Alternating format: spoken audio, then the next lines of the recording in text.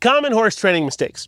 Not knowing when to stop working on an exercise or your training session with your horse.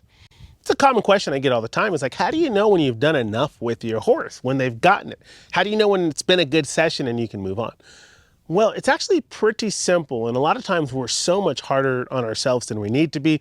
We're looking for our horses to do a maneuver perfectly or softly or quietly. All we need to have is a little bit of progress.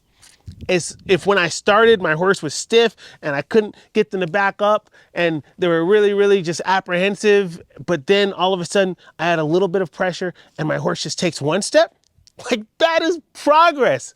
And you ought to be proud of not just your horse, but yourself going in there, taking the time to communicate with clarity to your horse so they have understanding. And if you see a little bit of progress, oh my goodness, anything is possible.